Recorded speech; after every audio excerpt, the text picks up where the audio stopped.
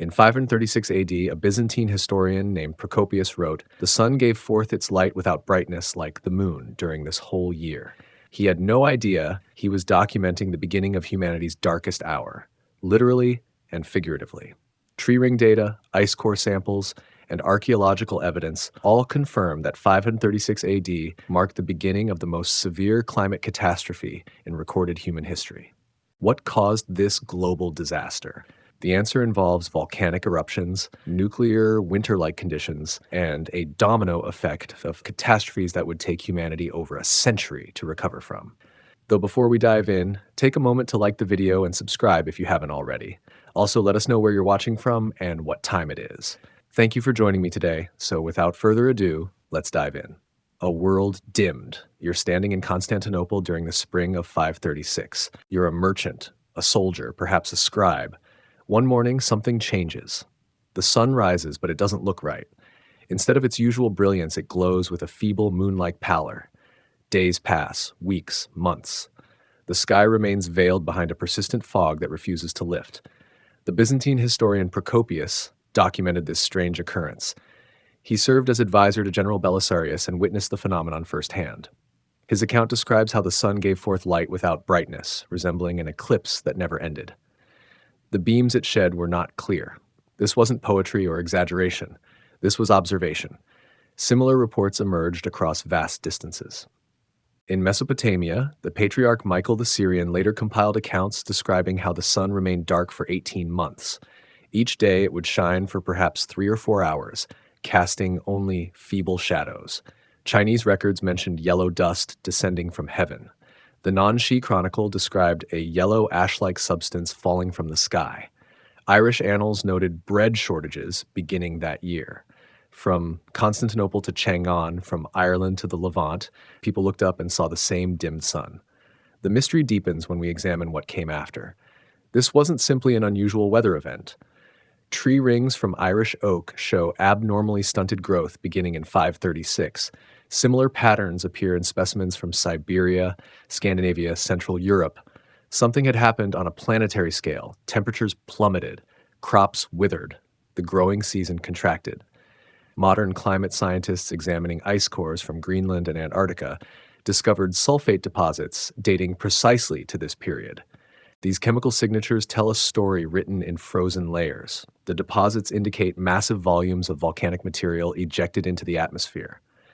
Not just one eruption, but a cascade of them. The first struck in early 536, possibly late 535. A second followed around 540. Evidence suggests a third in 547. But here's what makes this more than a historical curiosity. The cooling didn't last a single season or even a single year. It persisted for decades. Tree ring data shows this cold phase continuing until around 660. We're looking at over a century of suppressed temperatures. Scientists now call it the late antique Little Ice Age. This cooling arrived at a critical moment. The Eastern Roman Empire, still powerful and expansive, stood poised for reconquest. The Western territories had fallen to various Germanic kingdoms. But Justinian, the ambitious emperor in Constantinople, dreamed of restoration. His generals had already retaken North Africa. Sicily had fallen. The Gothic War in Italy was underway. Then the sky darkened. What caused the dimming? For centuries, scholars debated. Some proposed comets or meteors. Others suspected volcanoes but couldn't identify the source. Recent analysis of ice cores from Swiss glaciers revealed tiny particles of volcanic glass. Chemical fingerprinting traced these particles to likely sources in Iceland. But the 540 eruption appears to have originated in the tropics, possibly from Ilopango in El Salvador. The 536 event may have involved multiple simultaneous North American eruptions. These weren't ordinary volcanic events. The 540 eruption likely exceeded even the 1815 Tambora blast, which caused the infamous year without summer. Billions of tons of sulfur dioxide rocketed into the stratosphere. There, it formed a reflective aerosol veil encircling the planet. Sunlight that should have reached the surface bounced back into space. The thermal balance shifted. Temperatures fell by 2.5 degrees Celsius in Europe, perhaps more in other regions. Consider what this meant for 6th century societies. No weather satellites, no global communication. no scientific understanding of atmospheric chemistry. People simply watched the sky darken and felt the cold settle in. They saw their fields fail and had no explanation. Religious leaders proclaimed divine judgment. Pagan communities made sacrifices, burying gold hoards to appease angry gods. Archaeological evidence from Scandinavia shows these desperate offerings concentrated precisely in this period. The immediate human cost began with hunger. Agricultural societies depend on predictable seasons: barley, wheat, rye. These staples require sufficient sunlight and warmth.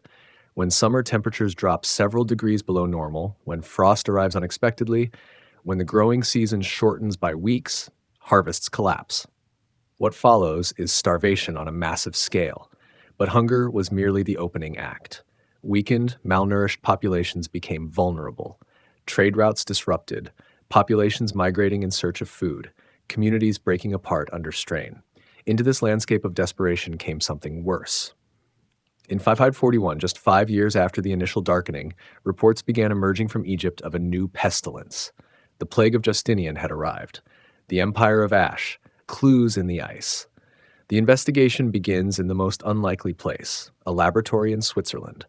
Scientists drill into ancient ice, extracting some cylindrical cores from glaciers high in the Alps. Each layer represents a single year of snowfall, compressed over centuries into a frozen archive. Within these layers lie answers to one of history's great mysteries. Graduate student Laura Hartman, working at the University of Maine, made a crucial discovery in 2015. Examining ice dating to the spring of 536, she found two microscopic particles.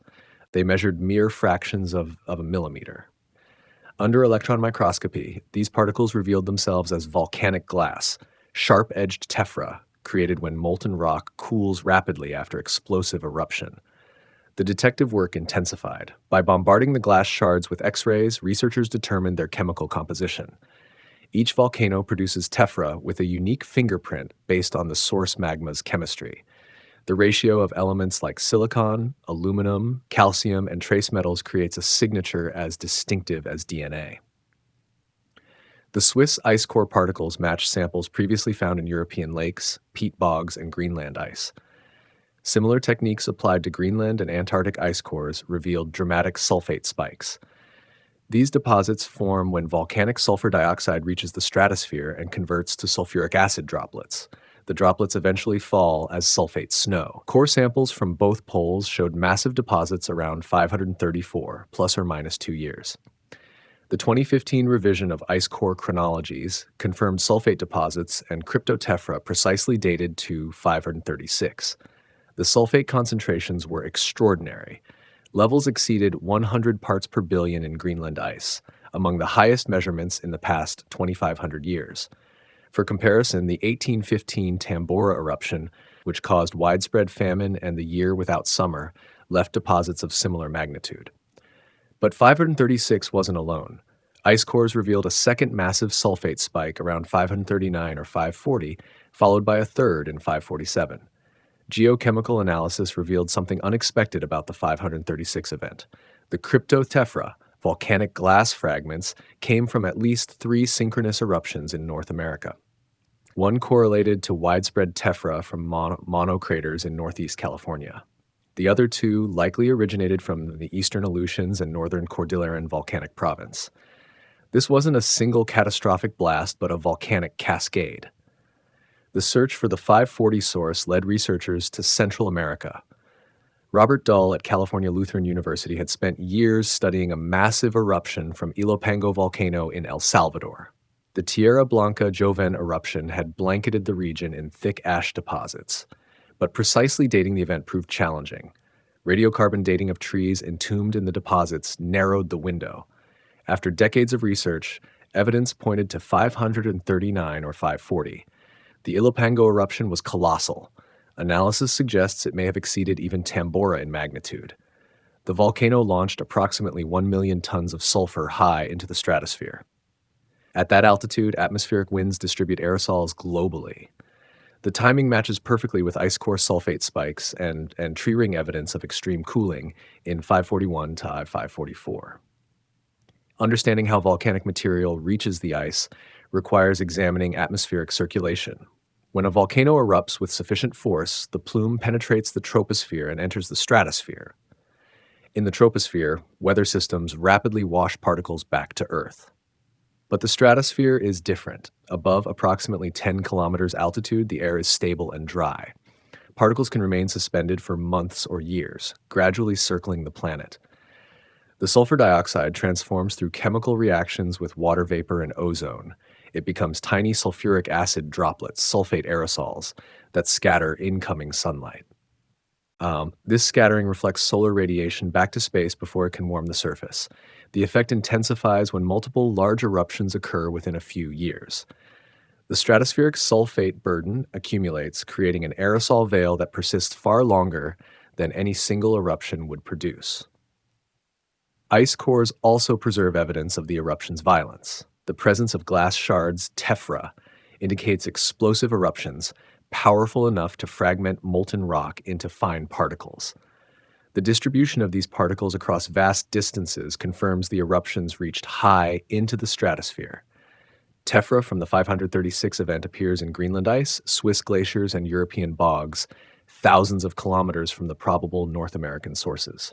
Modern volcanological classification ranks eruptions by their volcanic explosivity index. The 536 and 540 events likely rated VEI 6 or VEI 7, comparable to Krakatoa 1883 or Tambora 1815. Such eruptions occur only once or twice per century on average. To have 2 or 3 within a decade constitutes extraordinary volcanic clustering. The ice core evidence solved part of the mystery, but raised new questions. Why did these particular eruptions have such devastating effects? The answer lies partly in timing and partly in location. The 536 event struck during early spring when Northern Hemisphere agricultural regions were preparing for planting. The aerosol veil persisted through the critical growing season. Before recovery could occur, the 540 eruption struck, refreshing the stratospheric sulfate burden. Location mattered too. The proposed North American sources for 536 sat at high northern latitudes. Eruptions in polar regions tend to distribute aerosols preferentially across the hemisphere where they occur. The tropical 540 Ilopango eruption injected material directly into equatorial stratospheric circulation, ensuring global distribution. Together, these eruptions created a 1-2 punch affecting both hemispheres. Recent research using climate models confirms the ice core findings. Scientists input the volcanic sulfate data into computer simulations of 6th century climate. The models reproduce the observed temperature declines. They show how stratospheric aerosols reduced incoming solar radiation by 15 to 20% in the northern hemisphere. This cooling then triggered feedback effects. Expanded sea ice, altered ocean circulation, shifted atmospheric pressure patterns. The forensic precision of modern glaciology allows us to read these frozen records with remarkable detail. Annual layers in ice cores can be counted like tree rings. Seasonal variations in chemistry and dust content mark summer versus winter snow. Volcanic horizons stand out as distinct bands of elevated sulfate and ash. The chronology is absolute and globally synchronous, yet significant uncertainties remain. The exact locations of the 536 eruptions continue to be debated. Iceland, North America, or somewhere else? Could there have been additional smaller eruptions that left insufficient traces in the ice? How much did natural climate variability versus volcanic forcing contribute to the cooling? These questions drive ongoing research. What the ice reveals with certainty is this: the mid-6th century experienced extraordinary volcanic activity. The eruptions were globally significant. They injected massive quantities of sulfur into the stratosphere. This created an aerosol veil that persisted for years. The climatic consequences were severe, and all of this happened just as human civilizations across Eurasia stood at critical junctures in their histories. The volcanic winter, physics of catastrophe. To understand what happened after the eruptions requires understanding light itself. The sun radiates energy across a spectrum of wavelengths. This radiation travels through space and enters Earth's atmosphere. Most of it reaches the surface, warming land and ocean. Plants capture this energy through photosynthesis. Heat from the ground warms the air. The entire climate system depends on this energy flow. Now imagine introducing billions of tiny particles into the stratosphere. These sulfate aerosols measure less than 1 micrometer across. Each particle acts as a miniature mirror. When sunlight strikes them, a portion reflects back toward space. Multiply this effect by countless trillions of particles spread across the entire stratosphere. Suddenly, a significant fraction of incoming solar radiation never reaches the surface. Climate scientists use the term radiative forcing to describe changes in Earth's energy balance. Positive forcing warms the planet, negative forcing cools it. Large volcanic eruptions create strong negative forcing. The 536 event likely produced forcing of -4 to 6 watts per square meter globally. To put this in perspective, doubling atmospheric carbon dioxide produces positive forcing of about 4 watts per square meter. The volcanic cooling effect was immense. The cooling occurred rapidly. Within months of the initial eruptions, temperature anomalies appeared. Tree ring analysis from Siberian sites shows the growth impact hit immediately in 536. Samples from the Yamal Peninsula in northeastern Russia show extremely narrow rings. Trees growing at high latitude sites are particularly sensitive to temperature. Their growth rings provide precise records of summer warmth. European trees tell the same story. Oak chronologies from Ireland show growth reduction in 536. German oak specimens reveal similar patterns. A study of Danish oak covering 300 to 800 AD found growth reductions of 33% in 536 and 53% in 539 relative to 535 levels. This synchronous response across widely separated sites confirms hemisphere-scale cooling. Summer temperatures dropped by 2.5 degrees Celsius below normal in Europe, according to reconstructions. Normal refers to the 1961 to 1990 average. But these are summer temperatures, the critical growing season. Winter cooling mattered less for agriculture. The summer deficit meant shorter frost-free periods, delayed springs, early autumns. For crops requiring specific heat accumulation to mature, this proved catastrophic. The 540 eruption intensified the cooling. Summer temperatures declined an additional 2.7 degrees Celsius below normal in Europe. Combined with the lingering effects of 536, this created unprecedented conditions. Reconstructions based on Eurasian tree rings suggest the period 536 to 550 was the coldest decade in the past 2 millennia. But temperature alone doesn't capture the full impact. Reduced sunlight affects photosynthesis directly. Plants require light energy to convert carbon dioxide and water into sugars. Dimmer sunlight means reduced photosynthesis rates even if temperature remains adequate. Research on tree ring carbon isotopes from this period shows evidence of light limitation.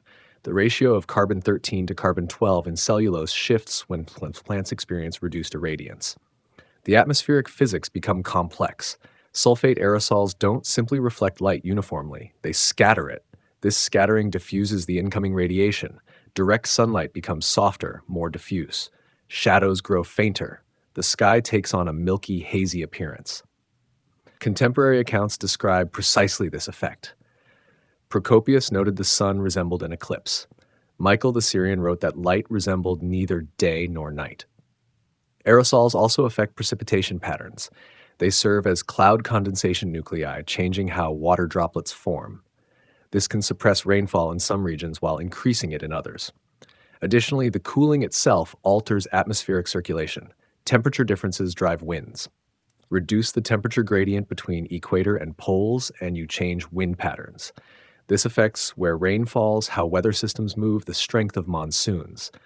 The aerosol veil didn't last forever. Sulfate particles gradually settle out of the stratosphere. In tropical latitudes, the residence time averages 1 to 2 years for a single large eruption. At higher latitudes, particles can persist longer, but as aerosols settle, temperatures should recover, except they didn't, not fully. This is where feedback mechanisms become crucial. One key feedback involves sea ice. The initial cooling expanded Arctic and North Atlantic sea ice coverage. Ice reflects sunlight extremely well. Up to 90% of incoming radiation bounces back rather than being absorbed. This is called high albedo. More ice means more reflection, means more cooling, means more ice.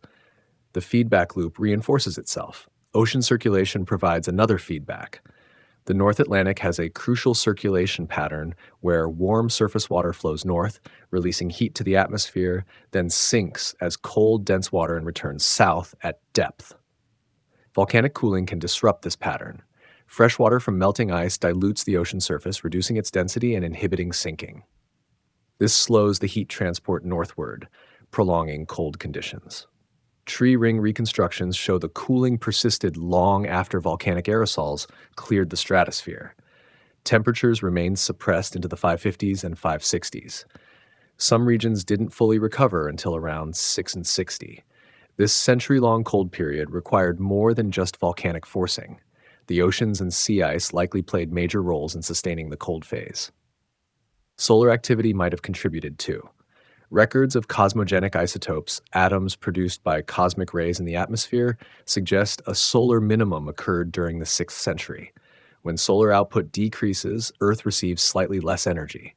During normal times, this effect is minor, but combined with volcanic cooling, a solar minimum could have extended the cold period.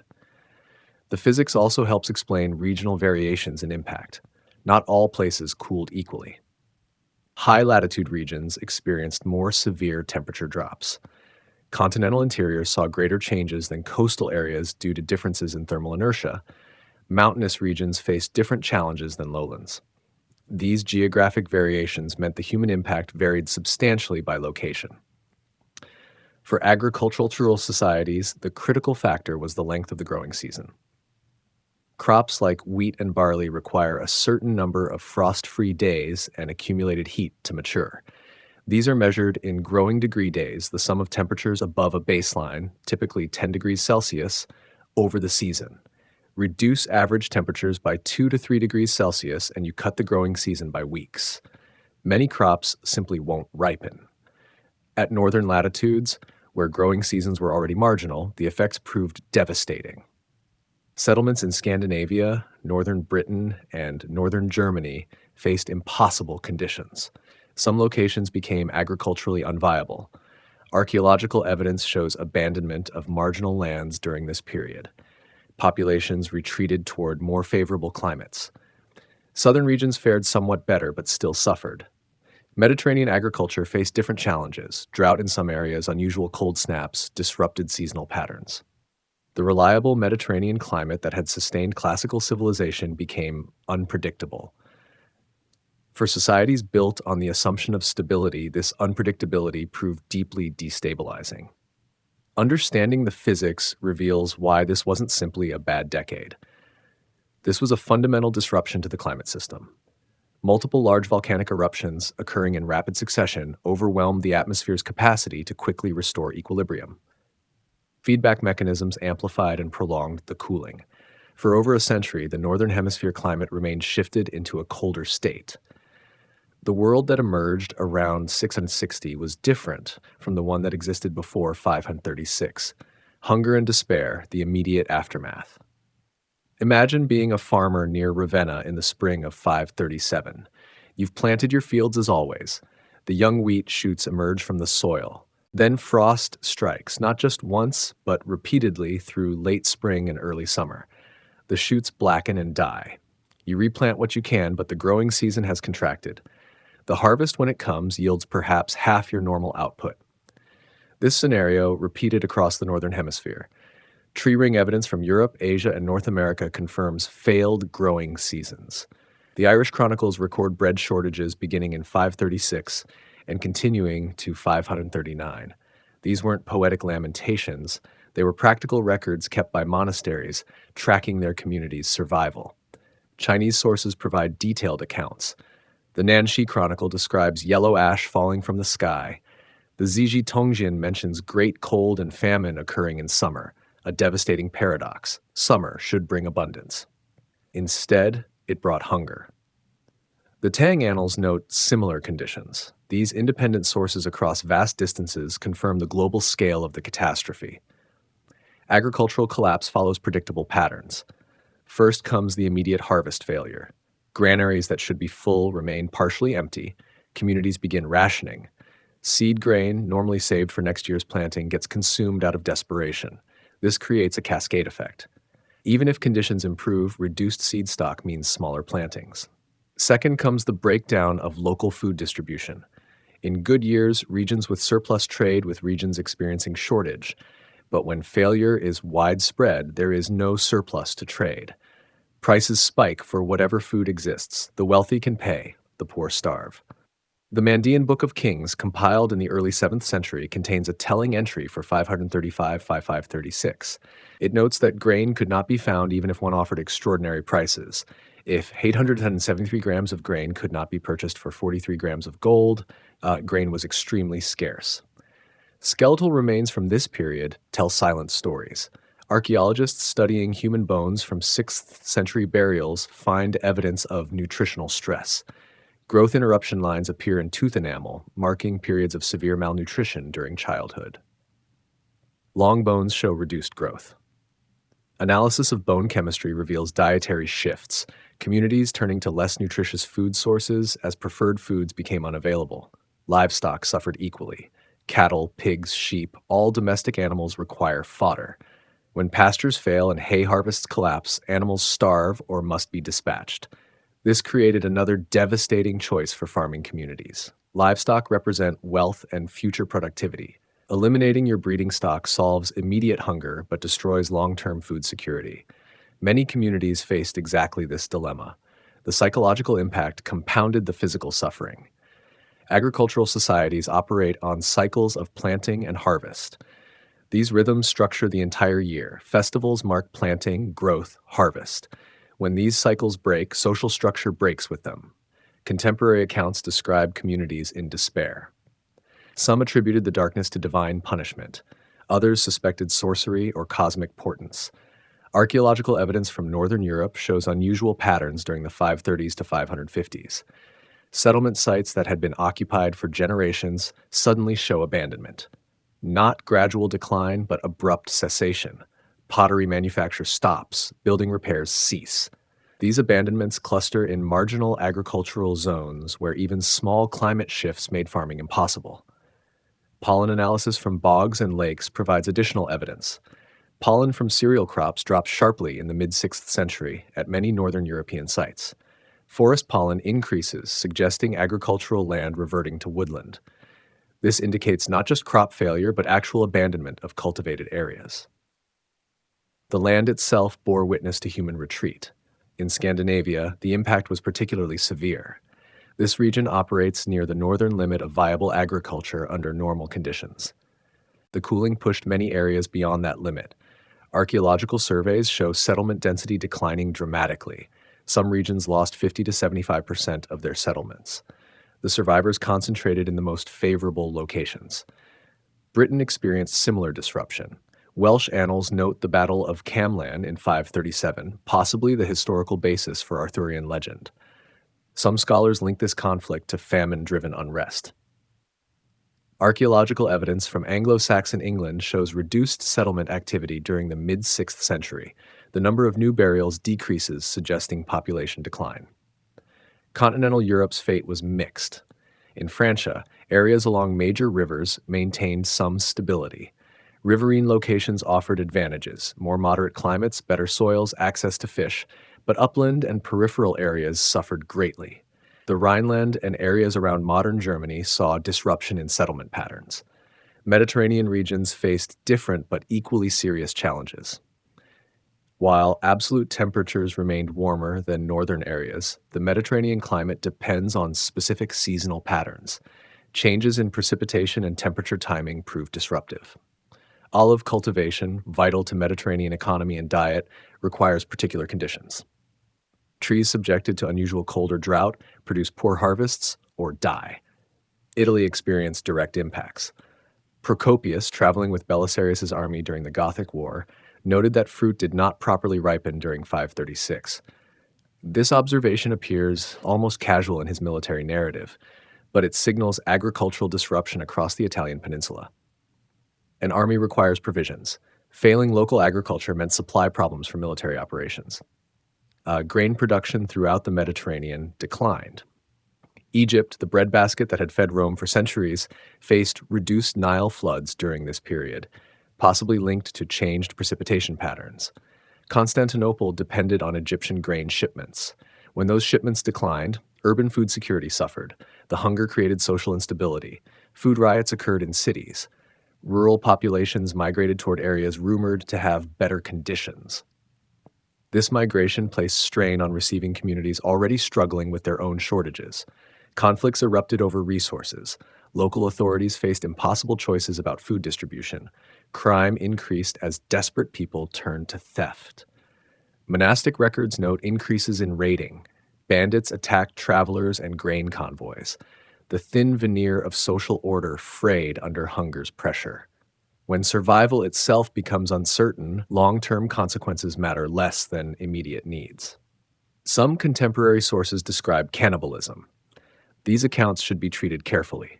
Medieval writers sometimes exaggerated horrors, but the frequency of such claims from this period suggests at least some truth. Extreme hunger drives humans to extremes. The archaeological record cannot confirm or deny such claims, but the severity of conditions makes them plausible. Hunger also affected health in ways beyond immediate starvation. Malnutrition weakens immune systems, minor infections become life-threatening, diseases that healthy populations weather becomes lethal to undernourished ones. Wound healing slows, childbirth becomes more dangerous, infant mortality rises. This immunological vulnerability set the stage for what came next. The plague arrives, a weakened world. In 541, 5 years after the initial darkening, reports began emerging from Egypt. A new disease had appeared. It struck suddenly. Victims developed fever, delirium, and characteristic swellings, buboes, in the groin, armpit, or neck. Many sufferers fell into comas. Some recovered. Most didn't. The disease spread with terrifying speed. Procopius witnessed the plague's arrival in Constantinople in 542. He described bodies piling up as the machinery of civic administration collapsed. Michael the Syrian's later compilation of sources claimed 18,000 perished daily at the plague's peak in the capital. While this number likely represents exaggeration, it conveys the magnitude of the catastrophe. Modern historians estimate the plague may have taken 1/4 to 1/3 of the eastern Mediterranean's population. The disease traveled along trade routes. From Egypt, it moved to Palestine and Syria. Ships carried it to Constantinople. From there, it spread throughout the Aegean into Greece, across Anatolia. By 543, the pestilence had reached Italy. It jumped to North Africa. It entered Gaul. Even Britain saw cases at Anglo-Saxon burial sites near Cambridge. No corner of the connected world remained untouched. But what was this pestilence? For centuries, debate raged. Some historians questioned whether it was truly bubonic plague. Others suggested different pathogens. The answer came from an unexpected source: ancient DNA. In the early 2000s, researchers began applying DNA extraction techniques to archaeological human remains. Teeth preserve ancient DNA particularly well. In 2013, scientists working with skeletal material from Aschheim, Bavaria, successfully recovered DNA from teeth of individuals buried during the 6th century. The genetic material matched Yersinia pestis, the bacterium that causes plague. Subsequent studies confirmed these findings. Researchers analyzed remains from various 6th century sites across Europe. All confirmed Yersinia pestis. Radiocarbon dating placed these individuals within the time frame of the plague of Justinian. Genomic sequencing revealed that the 6th century strain formed a distinct lineage on the Yersinia pestis phylogenetic tree. This lineage has no known modern representatives. It likely went extinct after the 8th century. The genetic studies revealed something remarkable. The Justinian plague strain arose independently from rodent reservoirs and was genetically distinct from the strain that caused the later Black Death. This means plague has emerged from animal populations into humans multiple times through history. Rodent species worldwide harbor Yersinia pestis in endemic cycles. Under certain conditions, the bacterium spills over into human populations. So, what conditions in 541 allowed this spillover? The answer likely involves the climate catastrophe and resulting famine. Yersinia pestis normally circulates among wild rodents, marmots, ground squirrels, prairie dogs, in regions from Central Asia to North America. Fleas transmit the bacterium between animal hosts. Occasionally, conditions allow the disease to jump to rats that live near human settlements. From rats, it jumps to humans via flea bites. Climate disruption could facilitate this transmission chain in multiple ways. First, rodent populations respond to food availability. When vegetation patterns change, rodent populations shift. They might move into new territories, bringing their fleas and pathogens with them. Second, unusual climate can stress rodent populations, triggering population crashes. When rodent hosts die, their fleas seek new hosts, potentially rats or humans. Third, human desperation drives behavioral changes. Hungry populations move, seeking food. They might enter regions where plague exists in wild rodents. They transport goods and animals across longer distances. These movements expand the geographic range where human-rodent contact can occur. Trade routes that ordinarily carry grain and textiles can carry disease-infected fleas. The plague's genetic origin traced to Central Asia, specifically to the Tian Shan mountain range on the borders of modern Kyrgyzstan, Kazakhstan, and China. A skeleton from this region, dated to around 180 AD and identified as an early Hun, contained Yersinia pestis DNA, closely related to the strain ancestral to the Justinian plague. This suggests Central Asian rodent populations harbored the bacterium for centuries. The disease moved westward along the Silk Road trade routes. Merchants, armies, nomadic migrations, all could carry plague-infected fleas. The journey from Central Asia to the Eastern Mediterranean might have taken years or decades. But once the bacterium reached densely populated, malnourished regions, it exploded. Bubonic plague transmits primarily through flea bites. The bacterium multiplies in the flea's gut, blocking its digestive system. When the flea bites, it regurgitates bacteria into the wound. The bacteria then multiply in the new host's lymph nodes, creating the characteristic buboes, swollen, painful lumps. Without treatment, bubonic plague has a mortality rate of 40 to 70%. In some cases, the infection spreads to the lungs, causing pneumonic plague. This form transmits directly between humans through respiratory droplets. Pneumonic plague is nearly always fatal without treatment and spreads rapidly in crowded conditions. Some historians suspect pneumonic transmission contributed to the Justinian plague's severity. Procopius's descriptions match plague symptoms precisely. He noted the buboes, the fever, the delirium. He described how some victims died within days, while others lingered for weeks. He observed that those caring for the sick often contracted the disease themselves, indicating person-to-person transmission, possibly pneumonic plague. The disease showed no clear pattern in whom it struck. Rich and poor, young and old, healthy and weak, all fell victim. This democratic nature of plague deaths appears repeatedly in historical accounts. Unlike famine, which primarily affects the poor and vulnerable, plague can strike anyone. Emperor Justinian himself contracted the disease but survived. The plague arrived into a population already weakened by years of malnutrition. Undernourished individuals have compromised immune systems. They're less able to fight infections. They're more likely to develop complications. They're less likely to survive even with care. The famine created by climate disruption essentially prepared the population for maximum plague mortality. Additionally, the social disruption caused by famine facilitated disease spread. Normal trade networks were already disrupted. Populations were already migrating. Administrative structures were already strained. When plague arrived, societies lacked the resilience to respond effectively. Quarantine requires functional government. Isolation of the sick requires social cohesion. Neither existed in sufficient measure. The plague's psychological impact matched its physical toll. Contemporary sources describe terror, social breakdown, and religious crisis. Some people abandoned sick family members. Others barricaded themselves in homes. Bodies went unburied for lack of gravediggers. Constantinople's administration organized burial pits and even used towers to stack corpses. The veneer of civilization cracked under the strain. The disease exhibited a disturbing pattern. It came in waves. After the initial outbreak in 541, 544, subsequent waves struck in 8 to 12-year cycles for 2 centuries. Each wave took fresh victims. Children born after one outbreak had no immunity when the next arrived. This periodic return meant generations grew up never knowing a world without plague. DNA evidence from later 6th century burials shows continued presence of Yersinia pestis across Europe. The disease had become endemic, circulating continuously at low levels and periodically exploding into epidemics.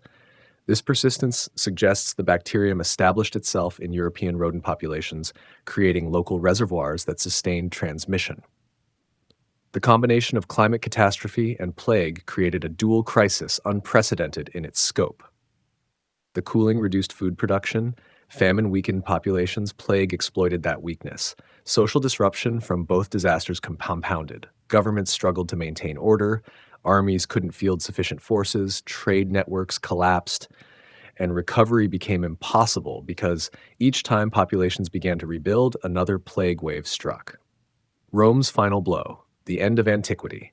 Justinian ascended to the Byzantine throne in 527. He inherited an empire still powerful, still wealthy, still commanding vast resources. His ambitions matched the empire's might.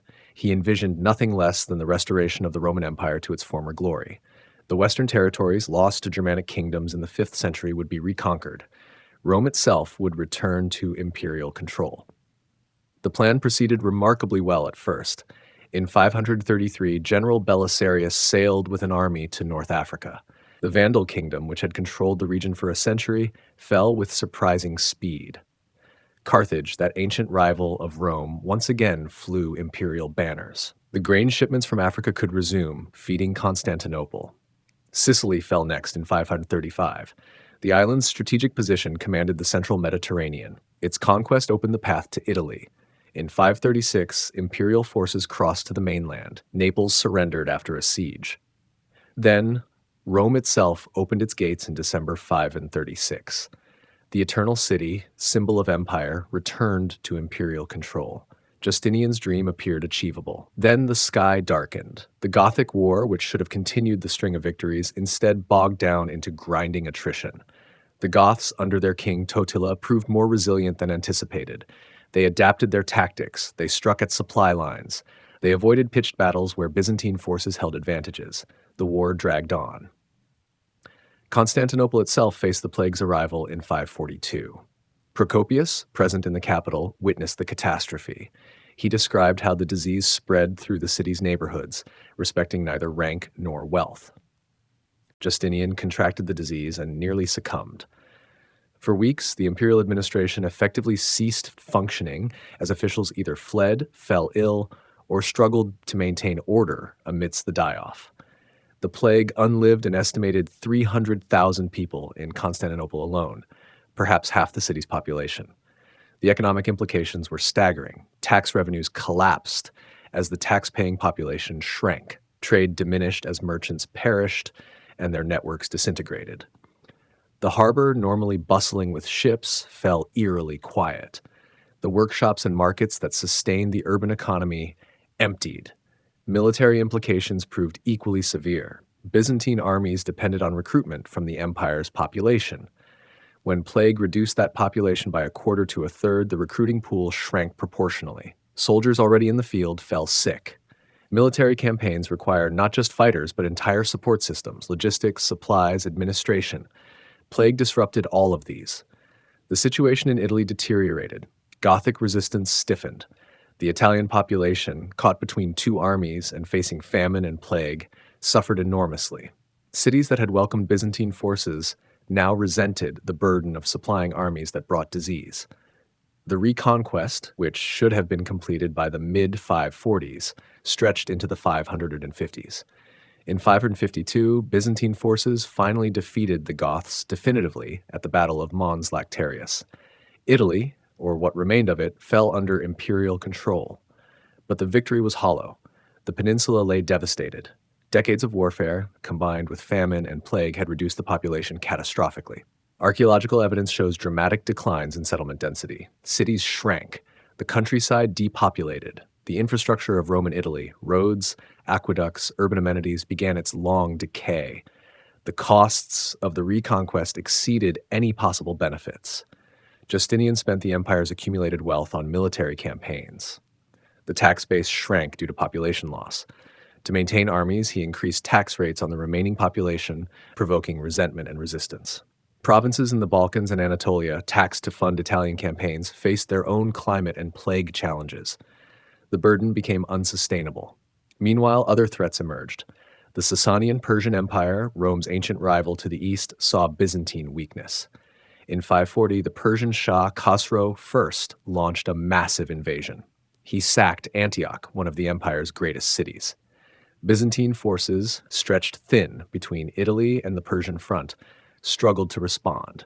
Justinian paid enormous sums in tribute to secure peace, further draining the treasury. The northern frontiers also weakened. Slavic tribes migrating from regions beyond the Danube began raiding into imperial territory. The Balkans, previously secure, became a war zone.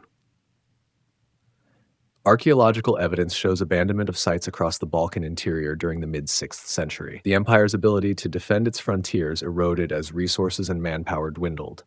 Justinian's grand building projects continued despite the crises. The rebuilding of Hagia Sophia, the great cathedral destroyed in riots, proceeded even as plague raged. The emperor commissioned fortifications across the empire. But these projects, however magnificent, drained resources needed for recovery. The marble monuments rose while the population that should have sustained the empire declined.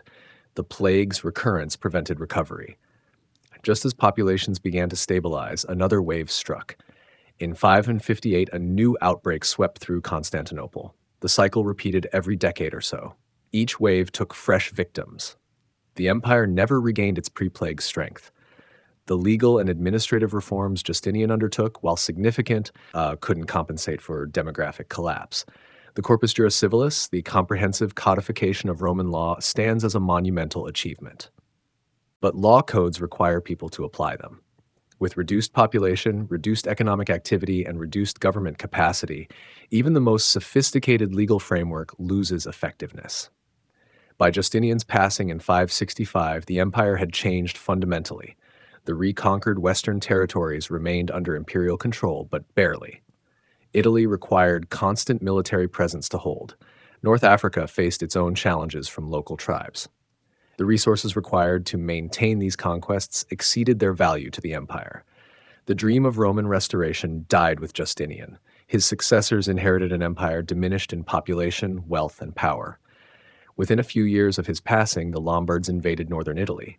The Byzantines lacked forces to stop them. By 568, much of Italy had fallen to the Lombards. The reconquest unraveled. Modern historians debate Justinian's legacy. Traditional views portrayed him as a failed dreamer whose ambitions exceeded his means. More recent scholarship, informed by climate and plague data, presents a more nuanced picture. Justinian faced challenges beyond any emperor's control. The volcanic winters and resulting famines struck early in his reign before the reconquest began. The plague arrived unexpectedly. These disasters weren't consequences of his policies, but external shocks that undermined his plans. Yet even with this understanding, the conclusion remains clear. Justinian's reign marked the end of antiquity. The Roman Empire he sought to restore was already transforming into something different, what historians call the Byzantine Empire. The universal, Mediterranean-spanning imperium of Augustus and Trajan was no more.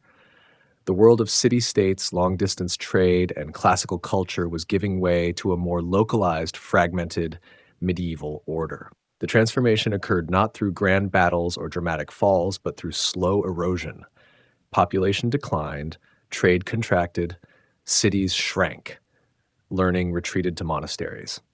The 1,000-year structure of classical civilization already strained finally broke. New political, economic, and social patterns emerged from the ruins. The late antique world of the 6th century morphed into the early medieval world of the 7th. Justinian and his reconquest stood at the hinge of this transformation. Chaos and migration, the great unraveling. To understand the migration period, we must first understand what held earlier settlement patterns in place. Agricultural societies established themselves where land is productive, climate predictable, and resources available. Generations build accumulated knowledge of local conditions, when to plant, what crops work, how to manage the land. Communities invest in infrastructure, buildings, tools, cleared fields. These investments create inertia. People stay where they've built their lives. Climate disruption destroys this stability. When growing seasons fail, when familiar patterns break down, when the land no longer sustains the population, staying becomes untenable.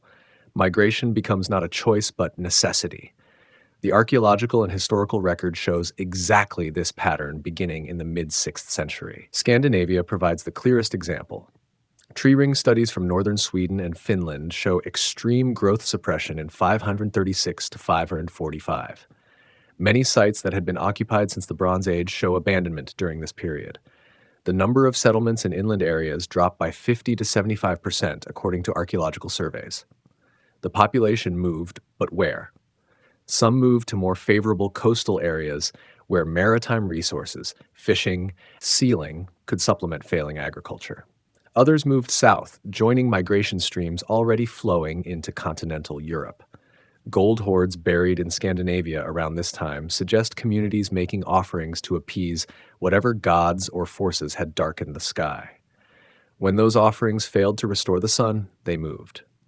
The migration period, traditionally dated from the 4th through 7th centuries, saw Germanic, Slavic, and other tribal groups moving across Europe. The mid-6th century intensified these movements. The Lombards, originally from the Danube region, invaded Italy in 568. They conquered much of the northern peninsula, establishing a kingdom that would last 2 centuries.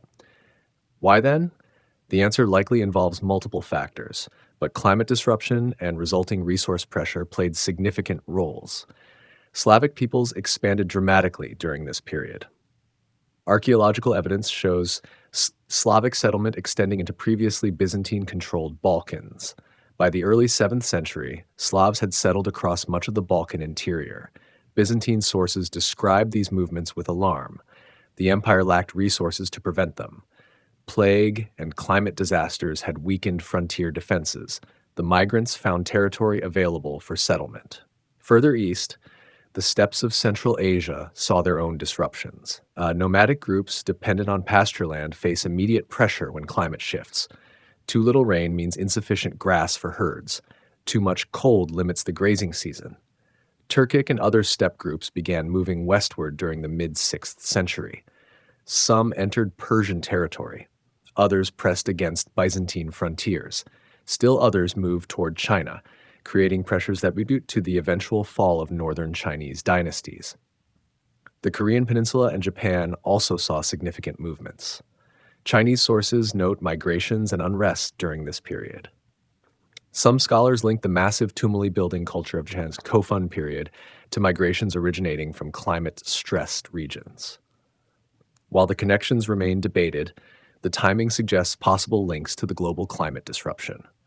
Migration creates cascading effects. When one group moves, they displace or conflict with groups already in the target region.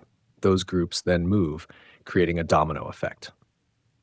The Lombard invasion of Italy provides an example. The Lombards didn't simply conquer empty land. They displaced Roman landowners, Italian communities, and Byzantine administrators.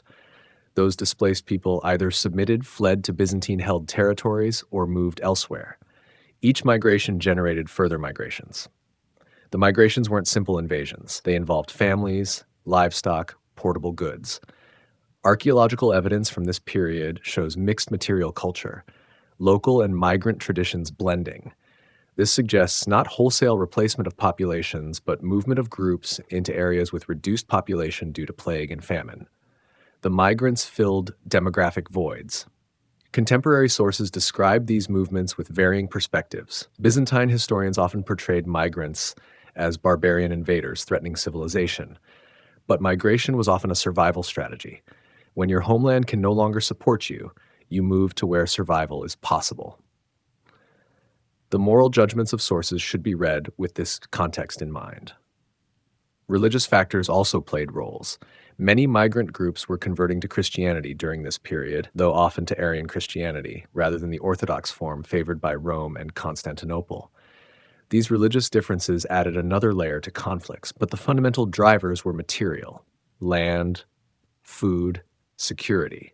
Some regions saw depopulation rather than migration. Parts of Britain show evidence of settlement abandonment without clear indication of where the inhabitants went. Did they move to other parts of Britain? Did they perish from famine and plague? The archaeological record can't always answer these questions, but the abandonment itself stands clear. The collapse of long-distance trade networks both resulted from and contributed to migration.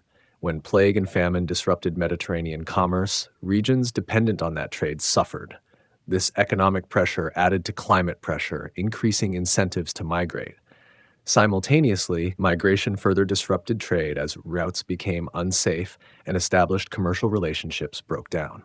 Coastal regions of Western Europe saw increased raiding during this period. Some scholars link this to climate disruption in northern Europe, pushing populations toward maritime activities. Coastal raiding could supplement failing agriculture. The infrastructure of Viking raiding, which would become so prominent 2 centuries later, may have had roots in the desperation of the mid-6th century. The movements weren't unidirectional. Some groups moved, found conditions no better, and moved again. Others moved but maintained connections to origin regions. The pattern was complex, varied by region and group. But the overall trend is clear. Populations were in motion on a scale not seen since the fall of Rome in the 5th century. Government responses varied. The Byzantine Empire attempted to manage migrations through treaties, military resistance, and settlement of migrants in controlled areas. Some emperors settled Slavic groups in depopulated regions, hoping to restore agricultural production. These policies met mixed success. The empire lacked resources for systematic control. In Western Europe, where Roman imperial control had already dissolved, local kingdoms dealt with migrations as best they could. Frankish kings sometimes fought migrants, sometimes allied with them, sometimes simply watched as their nominal territories changed hands. The period saw tremendous political fluidity. By the early 7th century, Europe's political and demographic map had been redrawn. New kingdoms had formed, old ones had vanished, population distribution had shifted. Slavs now dominated the Balkans, Lombards controlled northern Italy, Germanic kingdoms consolidated in Gaul and Hispania. The Mediterranean world of late antiquity had fragmented into a medieval patchwork. The Silent Century. Archaeology of darkness. Archaeology tells stories that written sources cannot. When a civilization declines, it leaves material traces, or rather, it stops leaving them. The 6th and 7th centuries show striking changes in the archaeological record across Europe and the Mediterranean. These changes document the transformation from ancient to medieval world more clearly than any text. Consider coins. In the Roman Empire, coins circulated widely. Copper, silver, and gold pieces moved through commerce at all social levels. Archaeologists regularly find Roman coins in excavations across the former empire. These finds document economic integration, trade networks, and governmental reach. The 6th century record shows dramatic change. Coin finds drop sharply after 550. Studies from various European regions show declines of 70 to 90% in numismatic material from the mid-6th through 7th centuries compared to earlier periods. This decline indicates economic contraction. Fewer coins mean less trade, less commerce, less economic activity. The coins that do appear show changes in composition and origin. Gold coins from Constantinople continue to appear in Western Mediterranean sites, but bronze and copper coinage virtually disappears in many regions. This suggests breakdown of local economies, while some elite trade continued. The poor and middling classes who used copper coins for daily transactions saw their monetized economy collapse. Pottery provides another indicator. Roman pottery, terra sigillata, and other fine wares circulated throughout the empire. Potters in Gaul, Spain, and Africa produced standardized goods traded across vast distances. Excavations in Britain commonly find pottery from Tunisia. This demonstrates integration of markets spanning thousands of kilometers. The 6th century marks the end of this long-distance ceramic trade. Fine wares from North Africa cease appearing in northern sites after the mid-6th century. Spanish pottery distributions contract. British sites shift to local production of cruder wares. The sudden shift indicates breakdown of the trading networks that move these goods. Local pottery production doesn't disappear, but it changes character. Wares become simpler, less standardized, more variable by region. This localization of production suggests communities becoming more self-reliant, less integrated into wider markets. Economic horizons contracted to what could be produced locally. Glass provides similar evidence. Roman glassmaking reached high technical sophistication. Glassware from Syria and Egypt appeared in luxury contexts across the empire. Glassmaking requires specific resources: sand with proper composition, natron for flux, fuel for furnaces. The Roman trade network moved these materials where needed. Glass finds declined dramatically after 550 in Western Europe. The workshops that produced fine glassware closed or dramatically reduced output. Archaeological sites from the 7th century show reuse of Roman glass fragments rather than new production. This suggests knowledge loss and network breakdown. Without access to specialized materials, without demand from wealthy patrons, glassmaking declined. Building construction shows equally stark changes. Roman public buildings, basilicas, baths, forums, theaters, required sophisticated engineering, skilled craftsmen, and substantial resources. Their construction signaled government power and economic capacity. Maintenance of these structures continued through the 5th century in many locations. The 6th century marks a shift. New monumental construction virtually ceases in most Western regions. Existing structures fall into disrepair. Stone is scavenged from older buildings to construct new, smaller, cruder structures. The skills required for arch construction, concrete making, and stone carving gradually disappear. Excavations show buildings abandoned, walls tumbling, floors settling. At Tuficum in Italy, a fluvial terrace contains chaotic gravel deposits from flash flooding dated to the mid-6th century. The archaeological evidence suggests the Roman city was destroyed or abandoned during this period of climate disruption. Similar abandonment patterns appear across Italy, Gaul, and other regions. Urban settlement patterns transformed. Cities that had contained tens of thousands shrank to a few thousand. Extensive suburbs disappeared. The built area contracted to fortified cores. Excavations show urban zones reverting to agricultural use, gardens and fields where houses once stood. Rome itself illustrates this decline. At its peak, the city housed perhaps 1 million inhabitants. By the late 6th century, that number had fallen to perhaps 30,000. The great forums fell silent, aqueducts broke without repair, the population clustered in small settlements among ruins of imperial grandeur. Other cities fared similarly. Constantinople remained large, but shrank significantly. Cities in Gaul and Hispania declined to fortified strongholds surrounded by fields. The urban civilization that characterized the ancient world was disappearing. Rural settlement shows different, but equally dramatic changes. Archaeological surveys mapping settlement patterns across time show striking gaps in the 6th and 7th centuries. Sites occupied through the 5th century cease showing artifacts from the 6th. This can indicate abandonment, population decline, or shift to different site types that leave less archaeological trace. Surveys in Britain, Gaul, Italy, and the Balkans all document this pattern. The density of 6th century sites drops 40 to 70% compared to 5th century levels in many regions. Even accounting for visibility biases, not all periods leave equal archaeological traces. The decline is real and massive. Agricultural intensification visible in earlier centuries reverses. Marginal lands return to forest. Terracing collapses without maintenance. Drainage systems fail.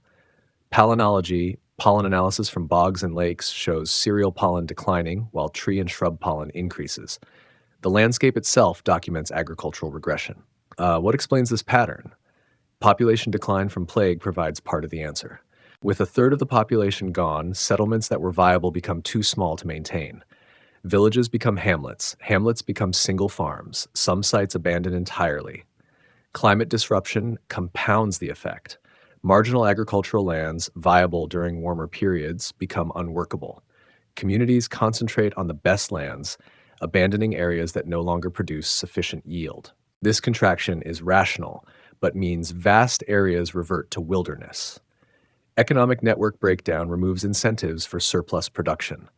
Why produce more than you need if no markets exist to sell the surplus? Subsistence-focused farming replaces market-oriented agriculture. This shift leaves less archaeological trace because less gets discarded. The reduction in refuse pits, trash heaps, and discarded goods in 6th century sites partly reflects this economic simplification. Burial practices also show changes. Earlier Roman burials, particularly urban burials, often included grave goods, personal items, coins, pottery, jewelry. These goods help archaeologists date burials and understand social practices. 6th century burials show reduced grave goods in many regions. This might indicate Christian influence. Christianity discouraged burial goods, but it also suggests reduced material wealth.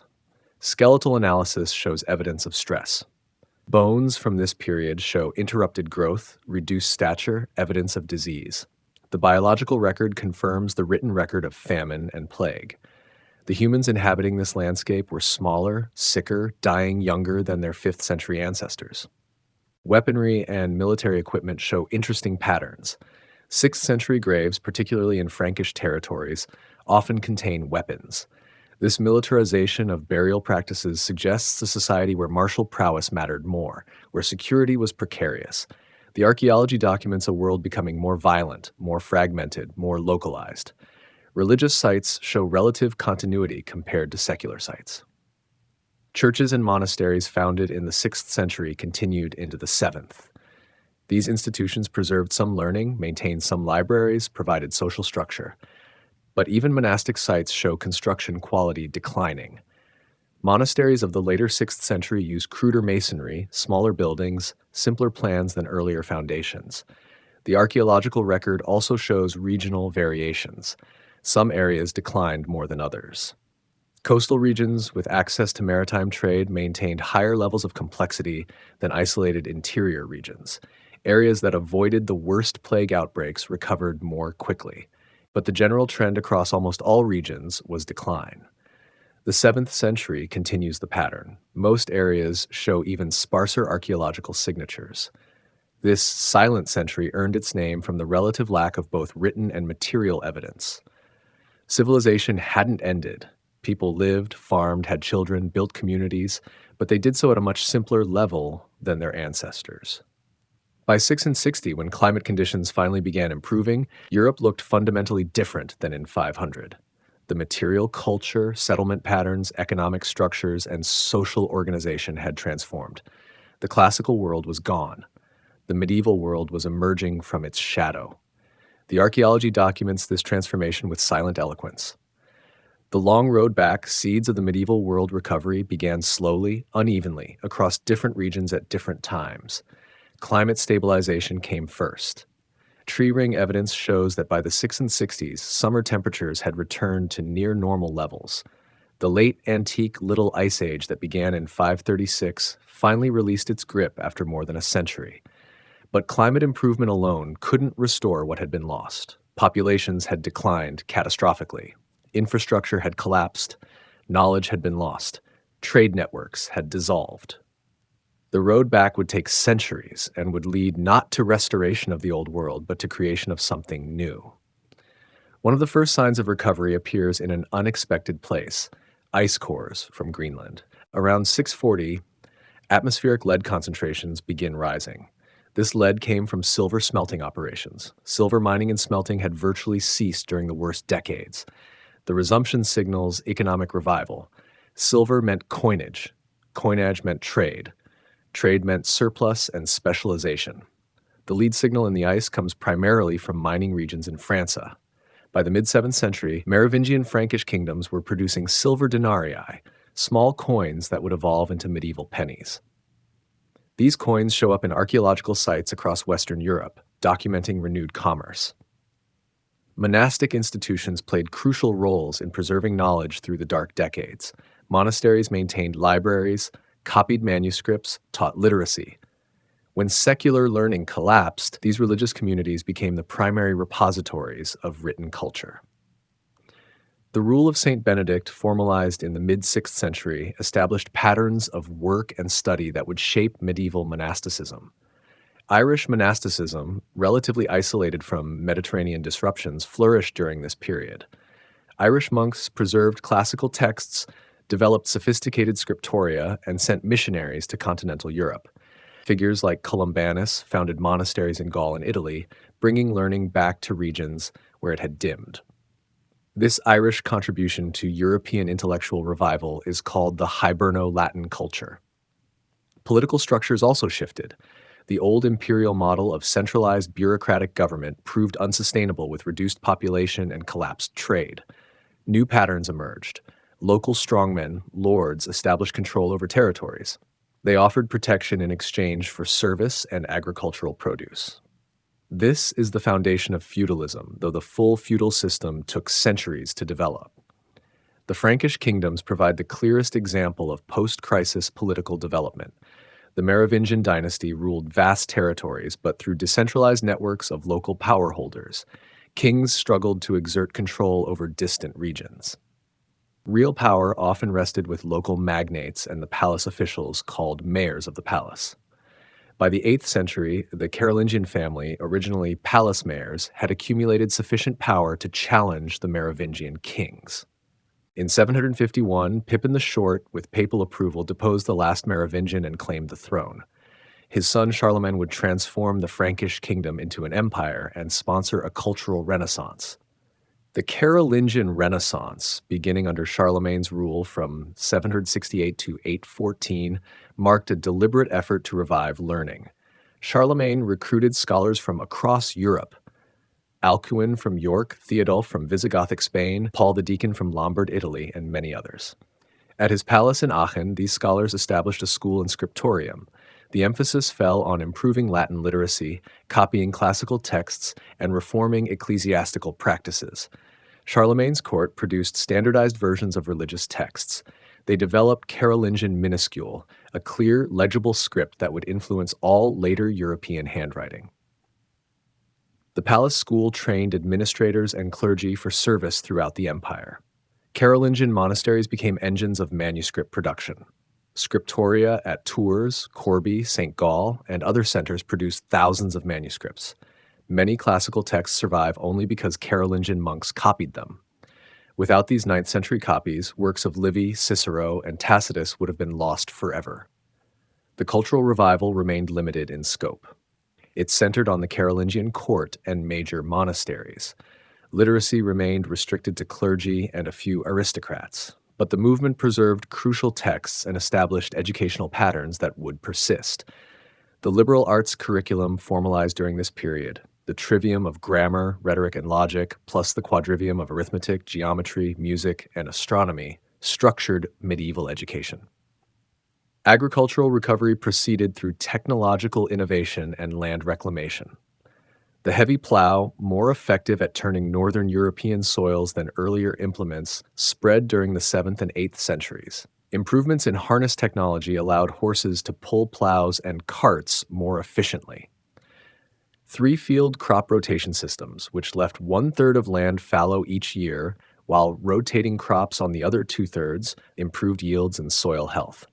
Forests that had reclaimed farmland during the crisis were cleared again.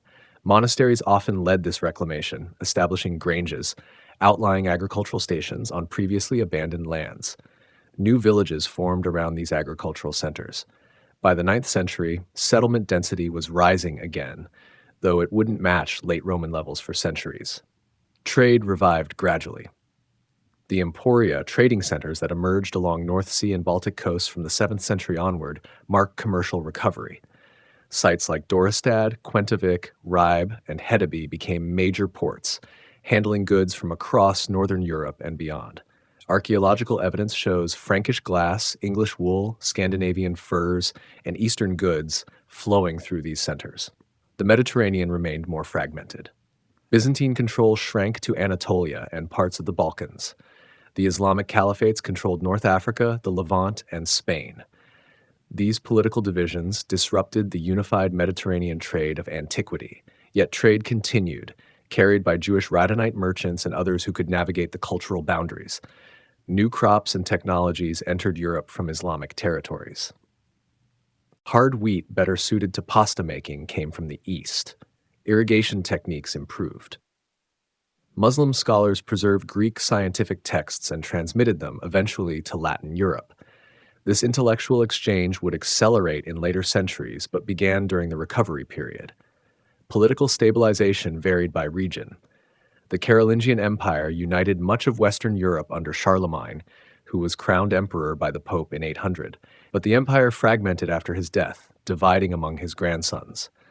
From that fragmentation would emerge the medieval kingdoms: France, Germany, Italy.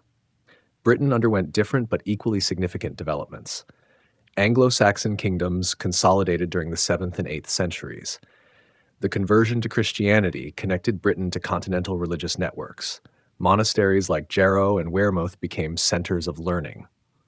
The Venerable Bede, writing in the early 8th century, produced historical and scientific works demonstrating high intellectual achievement.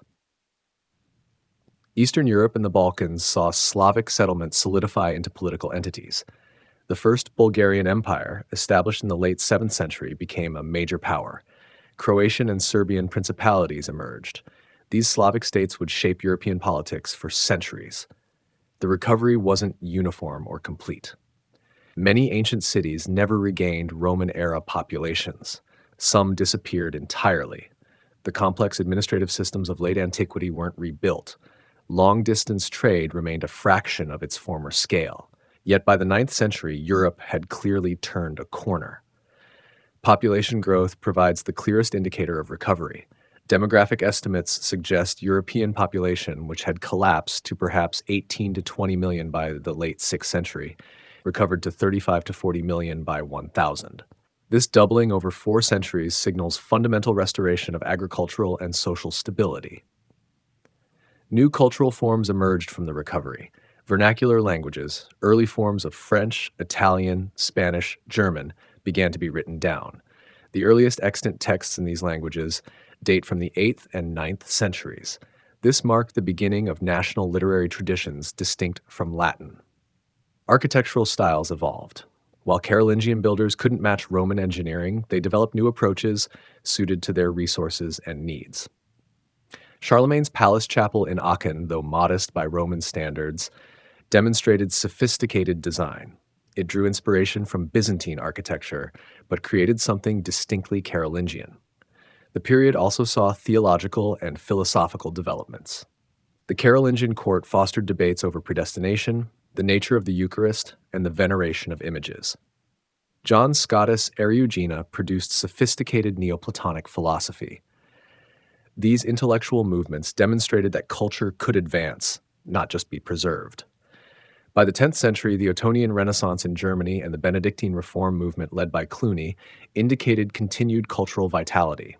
Architecture became more ambitious. Stone churches replaced wooden structures. Manuscript illumination reached new levels of artistry. The foundations were laid for the high medieval flowering to come. The world that emerged from the long recovery differed fundamentally from late antiquity. Cities were smaller, trade was reduced, technology was simpler. But in other ways, the new order showed advantages. Feudal military organization proved effective. Monastic communities created pockets of learning and agricultural innovation. The Catholic Church provided cultural unity across political divisions. This medieval world, sometimes dismissed as dark, actually showed remarkable creativity within its constraints. It adapted to reduced resources. It developed new social structures. It preserved and eventually expanded on the learning it had inherited. The recovery from the 6th century catastrophe proved that civilizations can rebuild after devastating shocks, though what rebuilds may differ greatly from what was lost. Lessons from Apocalypse. Are we vulnerable? The events of 536 pose a question that resonates across 14 centuries. What happens when the sun dims? Today we understand the atmospheric physics. We know volcanic eruptions inject sulfur dioxide into the stratosphere. We can model the resulting cooling. We possess knowledge that 6th century people lacked. But does knowledge equal immunity? Consider modern supervolcanoes. Yellowstone in Wyoming sits atop a massive magma chamber. Past eruptions from this system, though none in recorded history, dwarf anything humanity has witnessed. The Huckleberry Ridge eruption 2.1 million years ago expelled 2,450 cubic kilometers of material. The 536 eruption, devastating as it was, released perhaps 10 to 50 cubic kilometers. Yellowstone represents an order of magnitude larger. Other supervolcanic systems exist worldwide. Lake Toba in Indonesia erupted approximately 74,000 years ago in an event that may have reduced human populations to a few thousand individuals, the so-called Toba catastrophe theory. Campi Flegrei near Naples shows signs of unrest. Long Valley in California, Taupo in New Zealand, multiple systems possess the potential for massive eruptions. Volcanologists monitor these systems intensively. Seismometers detect earthquakes. GPS sensors measure ground deformation. Gas detectors measure sulfur dioxide emissions. This monitoring would likely provide warning before a major eruption. But warning time might be months, weeks, or days. And warning of what? Evacuating regions is one thing. Preparing for global climate disruption is another. The comparison between 536 and today reveals sobering parallels and differences. The 6th century world was localized. Most people never traveled more than a day's journey from their birthplace. Trade existed, but wasn't essential for survival. Communities were largely self-sufficient. When crisis struck, regions struggled independently. Modern civilization is globally integrated. Food supply chains span continents. Just-in-time inventory systems minimize storage. Specialized regions produce particular crops or goods for worldwide markets. This efficiency creates vulnerability. Disrupt the system and the consequences cascade quickly. Consider grain. 6 countries, China, India, United States, Russia, France, Canada, produce 60% of the world's wheat. A volcanic winter reducing their yields by half would create immediate global shortages. Modern storage typically covers only a few months' consumption. Within 6 months, famine would threaten billions. Unlike the 6th century, we have modern agriculture, fertilizers, irrigation, mechanization. This should provide resilience. But modern agriculture depends on energy. Diesel fuels tractors, natural gas produces fertilizer, electricity powers pumps. Energy disruptions mean agricultural disruptions, and a volcanic winter affects energy systems, reduced solar power generation, increased heating demands, transportation challenges. Modern infrastructure offers advantages the 6th century lacked: electricity, telecommunications, rapid transportation. These enable coordinated responses. Governments could redirect food supplies. International aid could flow to affected regions. Scientific understanding allows rational planning rather than religious responses. But infrastructure also creates fragility. Electrical grids depend on delicate balances between supply and demand. Extended cold periods stress these systems. Water systems freeze, pipes burst. Cities require massive daily inputs of food, water, and energy. Unlike medieval villages, they cannot sustain themselves locally. The social implications parallel the 6th century in disturbing ways. Climate disruption creates winners and losers. Regions that cool might become more productive while others fail. This disparity breeds conflict. Migration patterns shift as people flee affected zones. History shows climate disruption correlates strongly with increased warfare, migration, and social instability. Pandemic risk remains. 6th century plague emerged from rodent reservoirs into stressed, mobile populations. Modern disease surveillance is sophisticated, but zoonotic spillover events occur regularly: SARS, Ebola, COVID-19. A volcanic winter stressing ecosystems, disrupting societies, and forcing migrations could facilitate pandemic emergence. And modern air travel means diseases spread globally within days rather than years. The economic implications might prove most destabilizing. Modern finance operates globally, built on assumptions of continued growth. A volcanic winter means negative growth, recession, or depression. Debt becomes unpayable. Investments collapse. The 2008 financial crisis demonstrated how quickly panic can cascade through interconnected systems. A climate shock would dwarf 2008. Historical eruptions provide data for modeling. Tambora 1815 caused the year without summer. Global temperatures dropped 0.4 to 0.7 degrees Celsius. Crop failures struck New England, Europe, and China. The eruption killed 71,000 directly, but climate impacts unlived hundreds of thousands more through famine. Yet Tambora affected primarily the Northern Hemisphere and lasted only 2 years. The 536 event was worse, longer duration, possibly multiple eruptions. Models suggest a supervolcanic eruption could cause cooling of 3 to 5 degrees Celsius globally for up to a decade. This exceeds anything in recorded human history. The collapse of agriculture would be near total in affected regions. No amount of preparation fully shields against this scenario. Some researchers study historical analogs for insight. The 1257 Samalas eruption in Indonesia was massive but better documented than 536. It caused widespread famine and may have contributed to the end of the Mongol expansion westward. Records from Europe, Asia, and the Middle East describe unusual cold, failed harvests, and social turmoil. Yet civilization survived. What distinguishes survivable from unsurvivable disruptions? Resilience factors include diversity, storage, decentralization, and adaptability. Agricultural diversity means crop failures don't affect all food sources equally. Storage, seed banks, grain reserves, preserved foods, buffers against short-term disruption. Decentralized systems avoid single points of failure. Adaptability allows rapid response to changing conditions. Modern civilization excels at some of these but fails at others. Seed banks preserve genetic diversity. Emergency food reserves exist in many countries, but these reserves are small relative to populations. and the specialization that creates efficiency undermines diversity. When all systems are optimized for normal conditions, shock resistance declines. Climate change adds another dimension. The 6th century experienced abrupt cooling atop relatively stable baseline conditions. Today, we're experiencing gradual warming. A volcanic winter would mean rapid cooling interrupting warming. The combination creates unpredictable effects. Warmer baseline temperatures might partially offset volcanic cooling, or the rapid swing might prove more destabilizing than either trend alone. The question becomes not whether civilization could survive a 536 scale event. It clearly could, as history proves. But what form survival would take? Would global cooperation emerge, or would nations compete desperately?